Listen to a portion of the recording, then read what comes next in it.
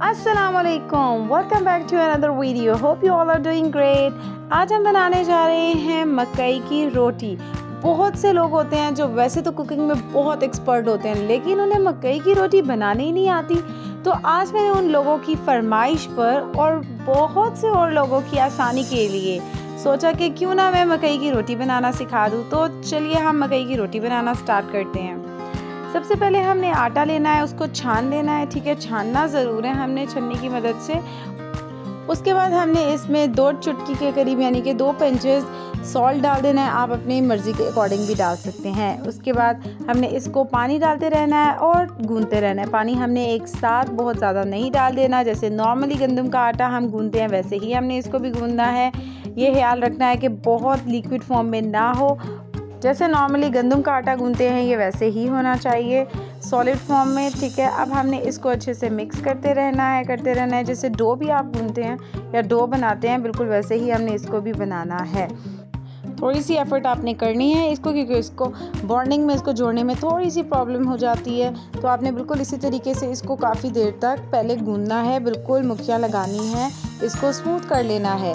जिन लोगों ने मेरे चैनल को अभी तक सब्सक्राइब नहीं किया वो जल्दी से जाएं, चैनल को सब्सक्राइब करें और बेल आइकॉन को क्लिक कर लें ताकि हर आने वाली नई नोटिफिकेशन आपको सबसे पहले मिल सके वीडियो की। और वीडियो को लाइक करना तो बिल्कुल भी मत भूलिए।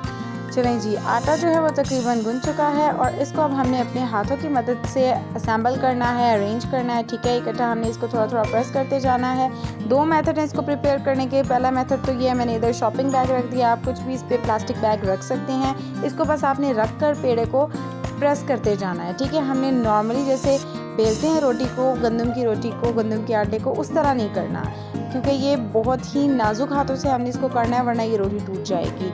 तो आपने आराम आराम से इसको प्रेस करना है, बिल्कुल नाजुक हाथों के साथ। जहाँ जहाँ से आपको दिखे ये थोड़ी सी मोटी है, उस जगह से आप इसको प्रेस करते जाइए, इक्वल करें ताकि ये बिल्कुल बैलेंस हो जाए। ठीक है, और साइड्स को भी आपने इसके अच्छे से इन्वर्टेड प्रेस करना है ताकि ये टूटी भी दिखाई ना दे और बिल्कुल एक जैसी इसकी शेप आ जाए। इसको डालना थोड़ा सा ट्रिकी है। सबसे पहले आपने क्या करना है, जो शॉपिंग बैग है इस समेत रोटी को अपने बाजू तक इसको पकड़ना है। ठीक है, इसको पीछे तक पकड़ना है और इसको यूं एकदम से यूं डाल देना है। और शॉपिंग बैग को आपने या जो भी प्लास्टिक बैग होगा उसको पीछे कर लेना है। तो देखिए बहुत ही आराम से बगैर टूटे ये डल गई है। और आप चाहें तो आप इसके कॉर्नर्स को यानी कि इसकी जितनी आउटर कवरिंग है आप इसको प्रेस कर सकते हैं हल्का हल्का, ताकि ये बिल्कुल सही से हो सके।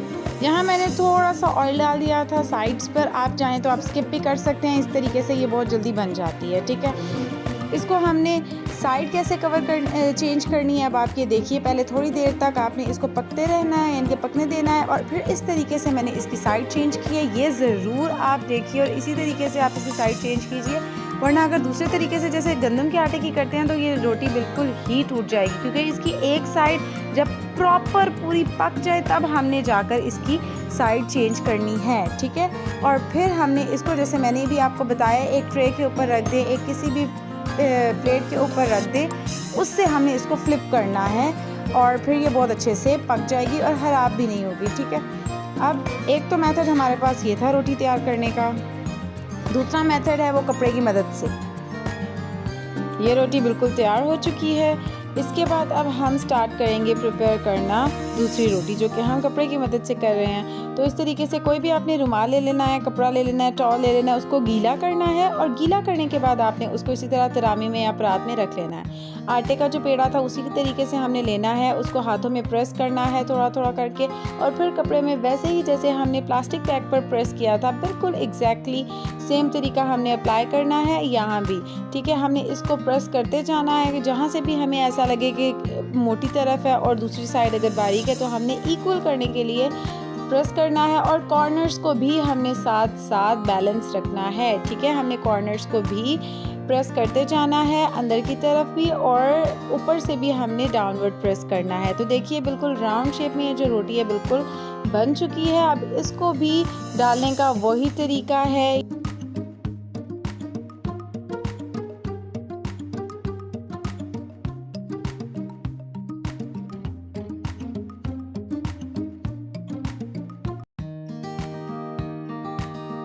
तो जी यहाँ ये रोटी बिल्कुल डन हो चुकी है और आप इसको सर्व कीजिए गर्मा गर्म कढ़ी के साथ। ये कढ़ी है कद्दू की कढ़ी। अगर आपको कद्दू की कढ़ी की रेसिपी चाहिए तो आप मुझे कमेंट्स में बताइए, मैं आपके साथ ज़रूर शेयर करूँगी। Thanks for watching. Do like, share and subscribe my channel.